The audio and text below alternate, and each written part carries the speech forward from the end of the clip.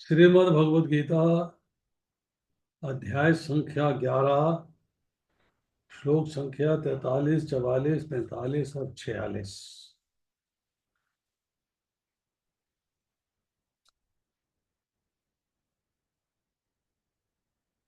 43वां श्लोक पढ़ता हूँ।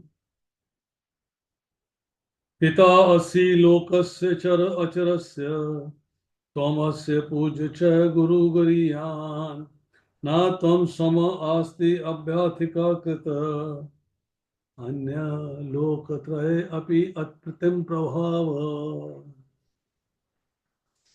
आप इस चर तथा अचर संपूर्ण दृश्य जगत के जनक हैं। आप परम पूज्य महान आध्यात्मिक गुरु हैं। ना तो कोई आपके तुल्य है, ना ही कोई आपके समान हो सकता है। हे अतुल शक्ति वाले प्रभु, भला तीनों लोगों में आपसे बढ़कर कोई कैसे हो सकता है। तो अर्जुन जो है भगवान का महिमा मंडन कर रहा है।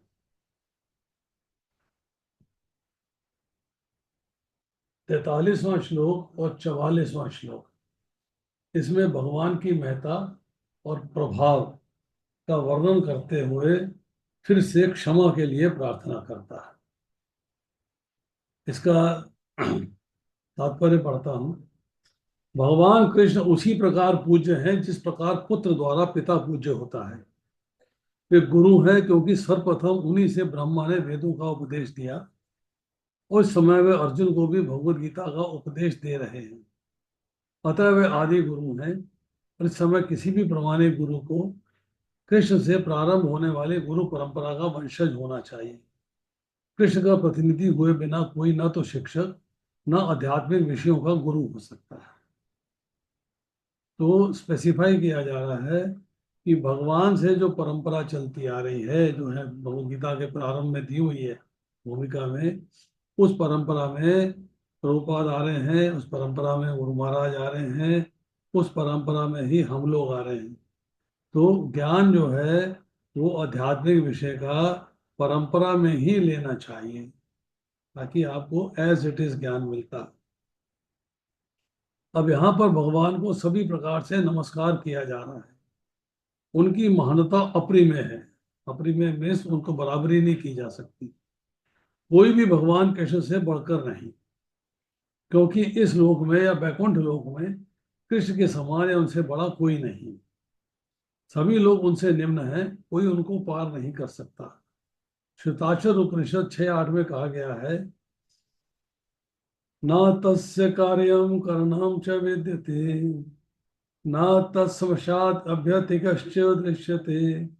भगवान कृष्ण के भी सामान्य व्यक्ति की तरह इंद्रियां और शरीर हैं, किंतु उनके लिए अपनी इंद्रियों, अपने शरीर, अपने मन तथा स्वयं में कोई अंतर नहीं रहता। दिव्य है सब कुछ। वहां पे इंद्रियां भौतिक सृष्टि के अंगों से नहीं बनी हुई। वो अपने आप में अद्वैत हैं, एक ही हैं। वही भगवान है, वही उनकी आत्मा है, वही उनकी इंद्रियां हैं, वही उनके शरीर है, सब कुछ वही है। जो लोग मूर्ख हैं वे कहते हैं कि कृष्ण अपने आत्मा, मन, हृदय तथा अन्य प्रत्येक वस्तु से भिन्न है। कृष्ण तो परम है, अतः उनके कार्य तथा शक्तियां भी सर्वश्रेष्ठ हैं। यह भी कहा जाता है कि यद्यपि हमारे समान उनकी इंद्रियां नहीं हैं, तो भी वह सारे इंद्रिय कार्य करते हैं। उनकी इंद्रियां देखने में हमारे समान है और हमारे समान नहीं है, क्योंकि वो आंख से भोजन ग्रहण कर सकते हैं, कान से देख सकते हैं, आंख से सुन सकते हैं। मतलब वो प्रत्येक कार्य प्रत्येक इंद्रिय से कर सकते हैं। कृष्ण तो परम है, अतः उनके कार्य तथा शक्तियां भी सर्वश्रेष्ठ हैं। यह भी कहा जाता है कि यद्यपि हमारे समान उनकी इंद्रियां नहीं हैं, तो भी वह सारे इंद्रिय कार्य करते हैं। अतः उनकी इंद्रियां ना तो सीमित है, ना ही अपूर्ण। ना तो कोई उनसे बढ़कर है, ना कोई उनके तुल्य है, और ना कोई उनसे घटकर है। परम पुरुष का ज्ञान, शक्ति तथा कर्म सब कुछ दिव्य है। जन्म कर्म च में दिव्यम एवं योति तत्पता। उनका जन्म और उनके कर्म सारे दिव्य हैं। भगवद गीता में कहा गया है, जन्म कर्म च में दिव्यम एवं योमेति तत्वता त्यक्तवा देहम पुनर्जन्मा नैति मामेति सो अर्चना। जो कोई कृष्ण के दिव्य शरीर, कर्म तथा सिद्धि को जान लेता है, वह इस शरीर को छोड़ने के बाद उनके धाम को जाता है और फिर इस दुखमय संसार में वापस नहीं आता। भगवान कहते हैं मेरे धाम में गया हुआ जीव लौटकर इस संसार में नहीं आता और फिर इस दुखमय संसार में वापस नहीं आता। अतः मनुष्य को जान लेना चाहिए कि कृष्ण के कार्य अन्यों से भिन्न होते हैं। सर्वश्रेष्ठ मार्ग तो यह है कि कृष्ण के नियमों का पालन किया जाए, इससे मनुष्य सिद्ध बनेगा। आपको साधक से सिद्ध बनना है। कैसे बनेंगे? भगवान के आदेश का पालन करके। यह भी कहा गया है कि कोई ऐसा नहीं है जो कृष्ण का गुरु बन सके, सभी तो उनके दास हैं। चैतन्य चरितामृत आदि लीला 5वां खंड 142वां पवार से इसकी पुष्टि होती है। एकले ईश्वर कृष्णा आर सब भृत्य। केवल कृष्ण ईश्वर है, शेष सभी उनके दास हैं। प्रत्येक व्यक्ति उनके आदेश का पालन करता है। कोई ऐसा नहीं है, कोई ऐसा नहीं है जो उनके आदेश का उल्लंघन कर सके। प्रत्येक व्यक्ति उनकी अध्यक्षता में होने के कारण उनके निर्देश के अनुसार कार्य करता है। जैसा कि ब्रह्म संहिता में कहा गया है, वे समस्त कारणों के कारण है।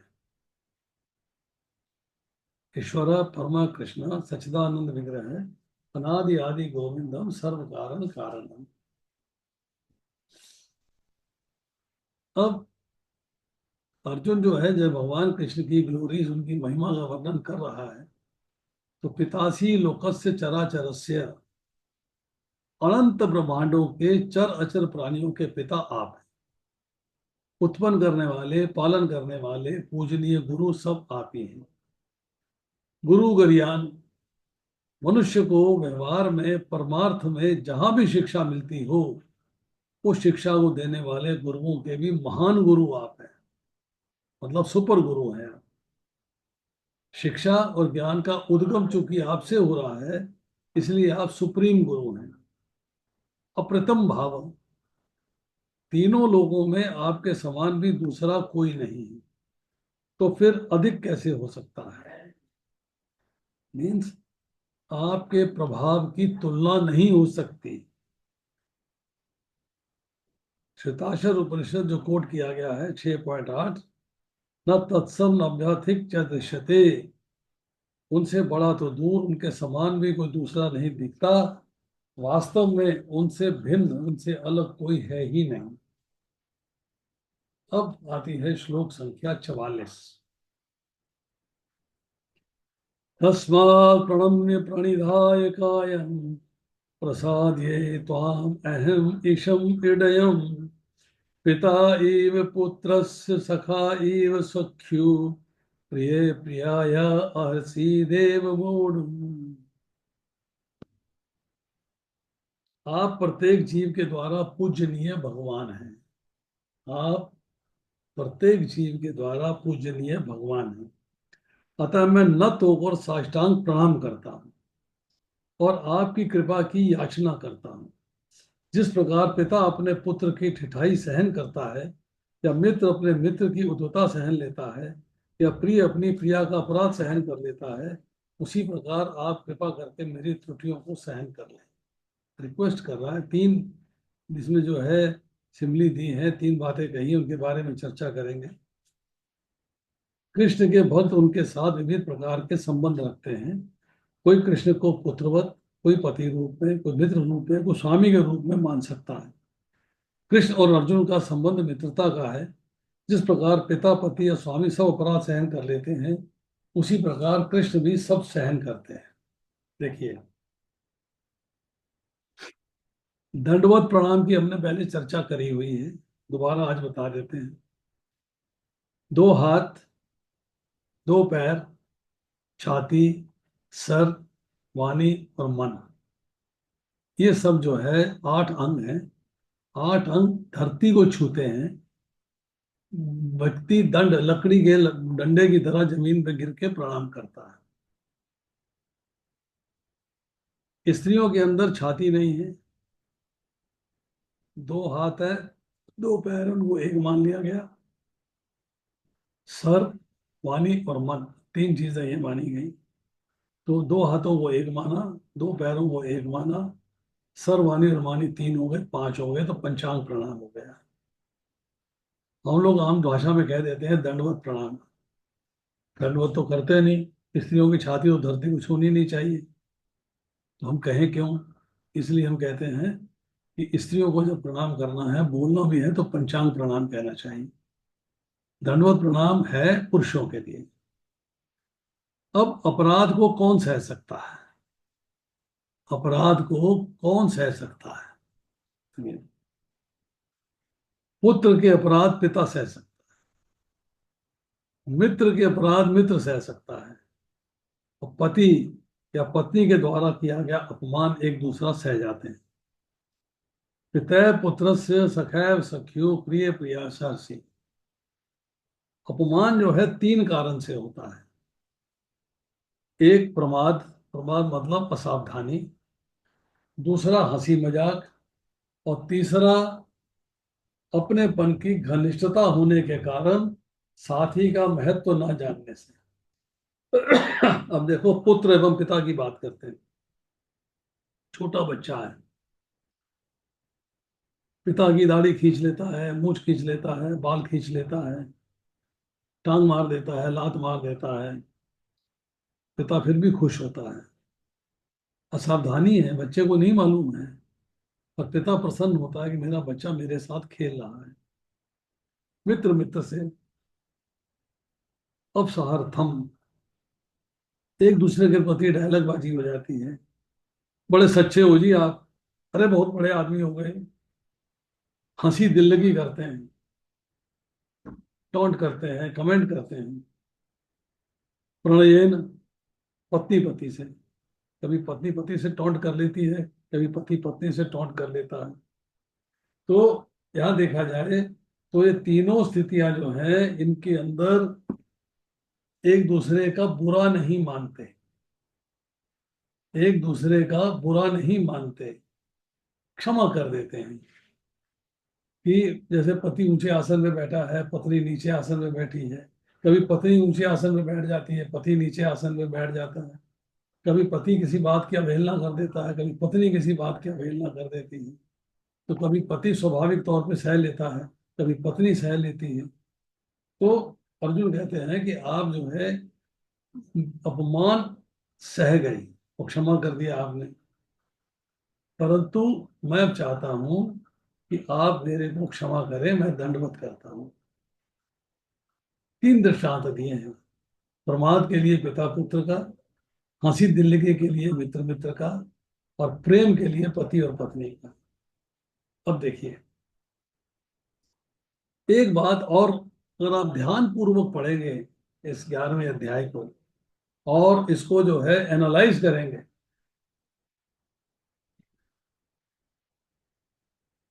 तो आपको समझ में आएगा कि 11वें अध्याय में 11 रसों की चर्चा हुई। देव रूप से वर्णन किया गया भगवान का, तो शांत रस है।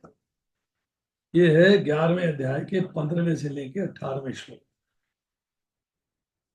स्वर्ग से पृथ्वी तक और 10 दिशाओं में व्याप्त विराट रूप का वर्णन अद्भुत है, अद्भुत रस है। 11वें अध्याय का 20वां श्लोक। अब विराट रूप में देख रहे हैं कि अपनी जीवा से भगवान सबका ग्रसन कर रहे हैं, सबको खा रहे हैं, सबका संहार करने के लिए काल रूप से प्रवृत्त हुए हैं। ऐसा रूप धारण किया है तो रौद्र रस है। ये 11वें अध्याय का 30वें से 32वां श्लोक, 30 और 32वां श्लोक है। अब भयंकर विकराल मुख और दाढ़ों वाला स्वरूप, डर लगता है देख के। विभत्स रूप है, विभत्स रस है। 11वें अध्याय का 23वें से 25वां श्लोक। तुम युद्ध के लिए खड़े हो जाओ, इसमें वीर रस। 11वें अध्याय का 33वां श्लोक। लंबे पड़कर दंडवत प्रणाम कर रहे हैं, दास्य रस। 11वें अध्याय के 44वें का पहला पाठ है। मुख्य मुख्य योद्धाओं को और अन्य राजा लोगों को भगवान के मुख में जाते देखा जा रहा है, तो करुणा जागृत होती है, तो करुण रस है। 11वें अध्याय का 28वें से लेके 29वां श्लोक। तो इसमें जो है अलग अलग रसों की चर्चा हुई है। वात्सल्य रस पिता पुत्र की बात हो रही है, माधुर्य रस पति पत्नी की बात हो रही है, हास्य रस मित्र मित्र की बात हो रही है, हंसी आदि की स्मृति हो रही है। तो देखेंगे तो इसमें 11 रसों की चर्चा हुई। अब आती है श्लोक संख्या 45।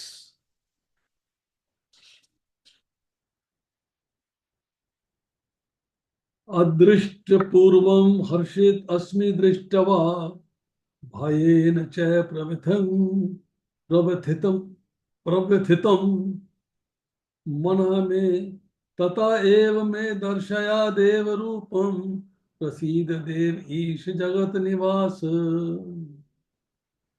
अदृष्ट पूर्वम हर्षित अस्मि दृष्टवा भयेन च प्रव्यथितं मनः मे तथा एव मे दर्शया देव रूपम प्रसीद देव ईश जगत निवास। पहले कभी न देखे गए आपके इस विराट रूप का दर्शन करके मैं पुलकित हो रहा हूँ, किंतु साथ ही मेरा मन भयभीत हो रहा है। अतः आप मुझ पर कृपा करें और हे देवेश, हे जगन निवास, अपना पुरुषोत्तम रूप स्वरूप पुनः दिखाएं। अब देखिए, ये जो दो श्लोक आएंगे 45वां और 46वां, इसमें जो है अर्जुन भगवान को अपना चतुर्भुज रूप दिखाने के लिए फिर से रिक्वेस्ट कर रहे हैं, प्रार्थना कर रहे हैं। इसका तात्पर्य पढ़ते हैं श्रील प्रभुपाद द्वारा। अर्जुन को कृष्ण पर विश्वास है क्योंकि वो उनका प्रिय मित्र है, और मित्र के रूप में वे अपने मित्र के ऐश्वर्य को देखकर अत्यंत पुलकित है। अर्जुन यह देखकर अत्यंत प्रसन्न है कि उसके मित्र कृष्ण भगवान हैं और वे ऐसा विराट रूप प्रदर्शित कर सकते हैं, किंतु साथ ही वे इस विराट रूप को देखकर भयभीत है कि उसने अनन्य मैत्री भाव के कारण कृष्ण के प्रति अनेक अपराध किए हैं। इस प्रकार भयवश उस मन विचलित है, यद्यपि भयभीत होने का कोई कारण नहीं है। अतः अर्जुन कृष्ण से प्रार्थना करता है कि वे अपना नारायण रूप दिखाएं, क्योंकि वे कोई भी रूप धारण कर सकते हैं। ये विराट रूप भौतिक जगत के ही तुल्य भौतिक एवं ईश्वर है, किंतु वैकुंठ लोक में नारायण के रूप में उनका शाश्वत चतुर्भुज रूप रहता है। वैकुंठ लोक में असंख्य लोक हैं और कृष्ण इन सब में अपने भिन्न भिन्न लाभों से अंश रूप में विद्यमान है। हर अवतार का, हर प्राकट्य का एक लोक, वहां भगवान उपस्थित है। अर्जुन कृष्ण से प्रार्थना कर रहा है नारायण रूप अर्थात चतुर्भुज रूप दिखाएं, क्योंकि वह कोई भी रूप धारण कर सकते हैं। विराट रूप भौतिक जगत के ही तुल्य भौतिक एवं नश्वर है। विराट रूप समाप्त हो जाएगा, ये रहेगा नहीं। पर वैकुंठ लोक में नारायण के रूप में उनका शाश्वत चतुर्भुज रूप रहता है, उस रूप को दिखाने की बात हो रही है।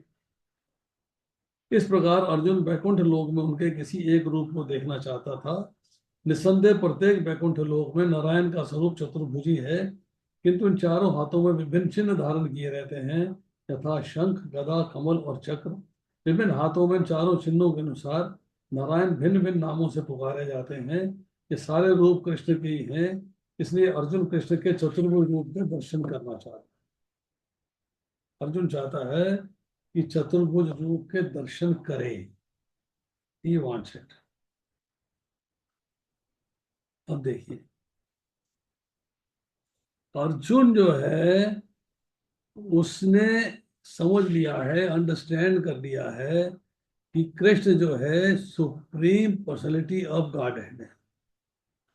पर डर है उसको कि उसने कुछ ऑफेंस कर दिया होगा इनके प्रति पास्ट में, जब इनके साथ बड़ी ही फैमिलियर डीलिंग्स थी और फैमिली रिलेशनशिप था। विराट रूप दिखाने की प्रार्थना की तो विराट रूप दिखा दिया। अब चतुर्भुज रूप दिखाने की प्रार्थना कर रहा है तो भगवान वो भी दिखा देंगे। अदृष्ट पूर्व मतलब जो रूप पहले न देखा हो, उस आश्चर्यजनक रूप को हर्ष प्लस घबराहट से और मन भय से कांप उठता है। देव रूप दिखाएं, मनुष्य रूप नहीं, विराट रूप नहीं। बाद वह रूप जो अर्जुन ने पहले देखा है पर अभी सामने नहीं। विश्व रूप में विष्णु के नाभि कमल से ब्रह्मा जी को देखा है। पश्यामी देवस्तम देव देहे, भगवान के लिए शब्द इस्तेमाल करते हैं देव। जगत निवास मतलब विराट रूप का संबोधन, संपूर्ण जगत का निवास आप में है। देवेश, देव रूप का संबोधन अर्थात देवताओं के भी स्वामी आप ही हैं। तो यहाँ जो है अर्जुन उनकी रिक्वेस्ट करता है कि मुझे अपना दोबारा से अपना चतुर्भुज रूप दिखा दीजिए।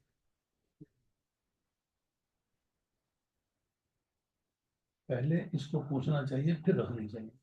हम भूल गए थे तभी तो चुप रहो।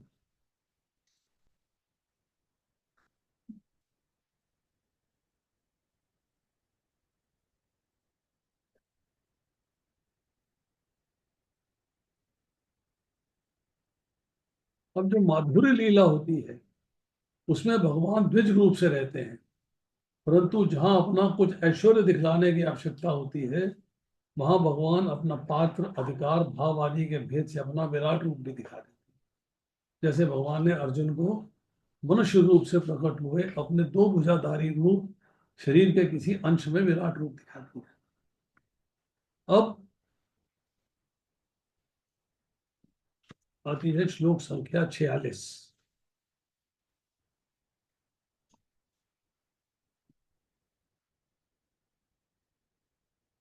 किरीटनम गदिनम चक्रहस्तम इच्छामि त्वाम दृष्टम अहम तथा एव तैनेव रूपेण चतुर्भुजेन सहस्त्रबाहो भव विश्वमूर्ते। हे विराट रूप, हे सहस्त्रभुज भगवान, मैं आपके मुकुटधारी चतुर्भुज रूप का दर्शन करना चाहता हूँ, जिसमें आप अपने चारों हाथों में शंख चक्र गदा तथा पद्म धारण किए हुए हैं। मैं उसी रूप को देखने की इच्छा करता हूँ। ब्रह्म संहिता 5.39 में कहा गया है, रामादि मूर्तिशो कला नेमेन तिष्ठन। भगवान सैकड़ों हजारों रूपों में नित्य विद्यमान रहते हैं, जिनसे ही राम नरसिंह नारायण उनके मुख्य रूप हैं। रूप तो असंख्य हैं, किंतु अर्जुन को ज्ञात था कि कृष्ण ही आदि भगवान हैं, जिन्होंने उस क्षणिक विश्व रूप धारण किया है। अब वह प्रार्थना कर रहा है कि भगवान अपने नारायण नित्य रूप का दर्शन दें। इस श्लोक से श्रीमद् भागवत के कथन की निसंदेह पुष्टि होती है कि कृष्ण आदि भगवान हैं, अन्य सारे रूप उन्हीं से प्रकट होते हैं। वे अपने अंशों से भिन्न नहीं हैं, वे अपने असंख्य रूपों में भी ईश्वर ही बने रहते हैं। इन सारे रूपों में वे तरुण दिखते हैं, यही भगवान का स्थायी लक्षण है। कृष्ण को जानने वाला इस भौतिक संसार के समस्त कल्मश से मुक्त हो जाता है। नव यौवनम चाय, भगवान हमेशा जो है युवा दिखाई देते हैं नव यौवन में।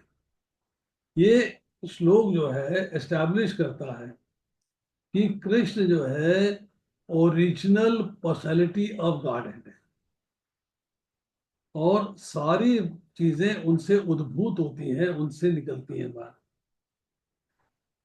क्रीटनम जो पहले भी चर्चा करी है कि जिसमें आपने सर पर दिव्य मुकुट तथा हाथ में गदा और चक्र धारण किए हुए हैं, मैं उसी रूप को देखना चाहता हूँ। 11वें अध्याय के तीसरे श्लोक में कि मेरे द्वारा इच्छा प्रकट करने पर आपने विराट रूप दिखा दिया, अब मेरी नेक्स्ट डिजायर है, एक और इच्छा प्रकट हो रही है। वो क्या है कि विराट रूप में जो सौम्य चतुर्भुज देखा है, विराट रूप में मैंने आपका चतुर्भुज रूप देखा है, वैसे का वैसा मैं अब देखना चाहता हूँ। आप विराट रूप में सहस्त्र बाहु हैं, हजारों भुजाओं वाले हैं, पर मैं चार भुजाओं वाला रूप देखना चाहता हूँ। दो भुजा वाला रूप भी उपलब्ध है, परंतु इस वक्त मैं चतुर्भुज रूप देखना चाहता हूँ। कृष्ण है, विष्णु है, दोनों का आनंद लेना चाहता हूँ। वांट्स टू सी चतुर्भुज रूप, रीजंस कि चतुर्भुज रूप में ही क्रीटन क्रीट दिखाई देगा, गदा दिखाई देगी, चक्र दिखाई देगा, कमल दिखाई देगा। मतलब ये विष्णु स्वरूप में ही दिखाई देते हैं, दूसरे किसी स्वरूप में नहीं। अब आती है बात श्लोक संख्या 47 की।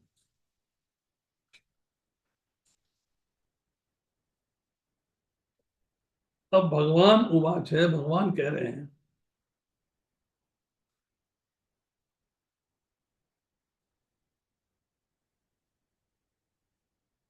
मया प्रश्नेन तव अर्जुन इदम रूपम परम दर्शितम आत्मयोगात् तेजमयम विश्वम अनंतम आद्यम यथा मे त्वत्यन्येन न दृष्टम पूर्वम। श्री भगवान ने कहा, हे अर्जुन, मैं प्रसन्न होकर अपनी अंतरंगा शक्ति के बल पर तुम्हें संसार में अपने परम विश्व रूप का दर्शन कराया। इसके पूर्व अन्य किसी ने इस असीम तथा तेजोमय आदि रूप को कभी नहीं देखा था। You are the only one to see it. इसके पहले किसी ने नहीं देखा था। अर्जुन भगवान के विश्व रूप को देखना चाहता था। अतः भगवान कृष्ण ने अपने भक्त अर्जुन पर अनुकंपा करते हुए उसे अपने तेजोमय तथा ऐश्वर्यमय विश्व रूप का दर्शन कराया। ये रूप सूर्य की भांति चमक रहा था और इसके मुख निरंतर परिवर्तित हो रहे थे। कृष्ण ने यह रूप अर्जुन की इच्छा को शांत करने के लिए दिखलाया। यह रूप कृष्ण की उस अंतरंगा शक्ति द्वारा प्रकट हुआ जो मानव कल्पना से परे है। भगवान अपनी कोई भी कार्यकलाप करते हैं, कोई एक्टिविटी करते हैं, तो उस एक्टिविटी को परफॉर्म करने के लिए अंतरंगा शक्ति अर्थात योग माया का सहारा लेते हैं। किंतु जब अर्जुन को ये रूप दिखाया गया तो स्वर्ग लोक तथा अन्य लोगों के भक्त भी इसे देख सके। उन्होंने इस रूप को पहले नहीं देखा था। केवल अर्जुन के कारण वे इसे देख पा रहे थे।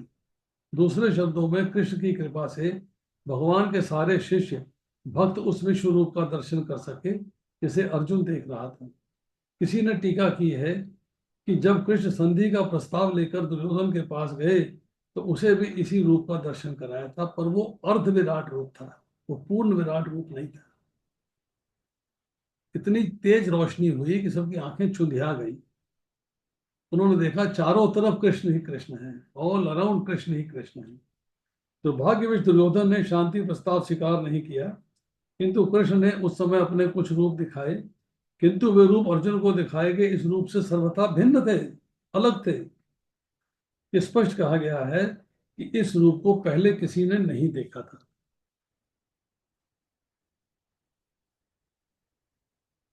फुल यूनिवर्सल फॉर्म दुर्योधन को भी नहीं दिखाई। पहली बार अर्जुन को फुल यूनिवर्सल दिखाई। अर्जुन की प्रार्थना पर जो अगले दो श्लोकों में भगवान अपने विश्व रूप की महिमा एवं दुर्लभता का वर्णन करते हैं। 49वें श्लोक में अर्जुन को आश्वासन देकर फिर चतुर्भुज रूप दिखाते हैं और देखने के लिए कहते हैं। अर्जुन पहले इस रूप को कभी नहीं देख पाया था। योग माया ने अर्जुन की आंखों के आगे पर्दा डाल रखा था। अब यूनिवर्सल फॉर्म जो है, विश्व रूप जो है, विराट स्वरूप जो है, वो सुप्रीम नहीं है। सुप्रीम क्या है? द्विभुज स्वरूप। वो स्वरूप इस विराट रूप के अंदर दिखाई दे रहा था। मैं अपने एक अंश से संपूर्ण जगत को धारण करता हूं। ये एक अंश भगवान के शरीर के किसी भी अंश में दिखता था अर्जुन, तो वहां पर उसे विराट स्वरूप दिखाई देता था। दुर्योधन के द्वारा देखे गए विश्व रूप में काल नहीं था, समय नहीं था। 11वें अध्याय के 25वें, 31वें और 45वें श्लोक में चर्चा आती है। हे अर्जुन, तू बार बार कह रहा है कि आप प्रसन्न हो जाओ। मैंने जो विराट रूप दिखाया है उसमें विकराल रूप को देखकर तू भयभीत हो गया है। मैंने विकराल रूप क्रोध में आकर नहीं दिखलाया है, मैंने तो प्रसन्नता में विराट रूप दिखलाया है, और दिखाया है अपनी योग शक्ति के द्वारा, आत्म योगात, अपनी योग शक्ति के द्वारा। परम श्रेष्ठ तेजोमयम विश्वम विश्व रूप विश्व मूर्ते अनंत माध्यम, कोई अंत नहीं, अनादि नहीं, बिगनिंग नहीं, एंड नहीं। विराट रूप देखा था किसने? किसने? कौशल्या जी, यशोदा जी, कौरव सभा में भीष्म और द्रोण, संजय, विदुर और हाफ विराट रूप दुर्योधन ने। ऐसा नहीं है कि योद्धा सेनापति भगवान के मुख में जा रहे हैं और वो विराट रूप देख रहे हैं, तो मुख में जा रहे विराट रूप कैसे देखेंगे? तो ये मुश्किल हो गई ना। तो यहाँ पर जानना जरूरी है कि विराट रूप जो है किस किस ने देखा है।